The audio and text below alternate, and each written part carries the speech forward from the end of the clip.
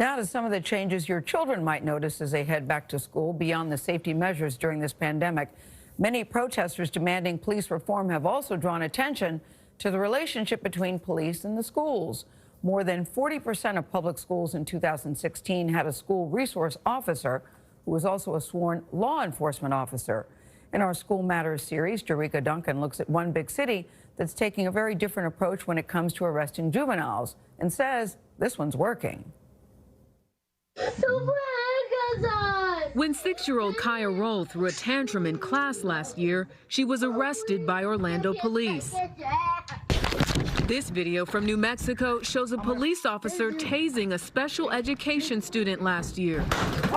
Get on the ground! And a sheriff's office in North Carolina fired a school resource officer last December who was seen on surveillance video body slamming an 11-year-old student, a boy who weighs just 70 pounds. According to the U.S. Department of Justice, black children represent 35% of juveniles arrested, despite only making up 15% of the youth population. I made a mistake just by doing something bad, you know. Dimitri Tang, a high school senior in Philadelphia, says that mistake almost cost him his future. The cops took me in.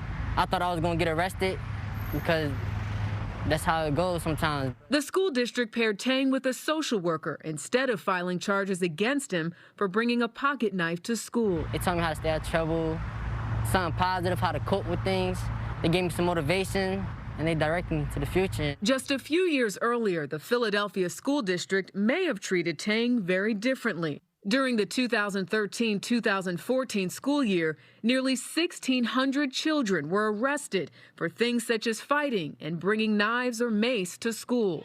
But a diversion program started the following school year by school safety chief and former Philadelphia Police Deputy Commissioner Kevin Bethel helped to change all of that. There's obviously been a lot of talk about defunding the police and even school districts, but we know you guys have school safety officers.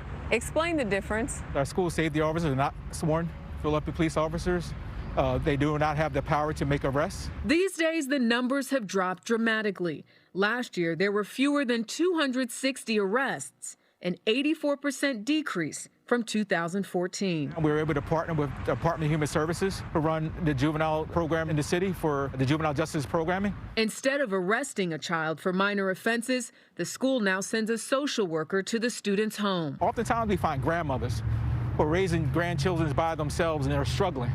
Kids with no heat, no gas. Once you're able to identify those issues, how does that change the behavior and the end result? I've been in this space in law enforcement for 35 years, and I can't tell you how rewarding it has been in my life to, for the first time, really feel like I'm giving service. You really start to rebuild a lot of these young people. Mo Kennedy is the executive director of the National Association of School Resource Officers and agrees with some aspects of Bethel's approach. Police shouldn't be in schools to police. We should be in schools to do community-based policing, and that's a whole different thing. Kennedy believes properly trained police officers have a place in schools, especially in the event of a school shooting. Good SROs want to be the protector of that community. But Senator Chris Murphy of Connecticut and Representative Ayanna Pressley of Massachusetts argue police do not belong in schools. Police, especially in schools with majority students of color, end up putting these kids on a pathway to the criminal justice system. They've introduced the Counseling Not Criminalization in Schools Act. It would establish a $2.5 billion grant program for schools to replace law enforcement officials with those who provide services that support mental health. We need to be making investments in social-emotional wellness supports and restorative justice practices. It's not a deficit of resource. It's just been a deficit of understanding, a deficit of empathy. Do you think your life would have been different had you been arrested that day? Yeah, it was going very different. When they reach out to youth like me, they really give out a spark of hope. According to the ACLU, out of the 56 million students in this country, 14 million of them go to schools where there's a police officer on site, but there's no counselor, no nurse, no psychologist, or even social worker. This year, districts like Denver, Minneapolis, and Oakland have severed ties with their police departments following the death of George Floyd, Oakland even naming their resolution after him.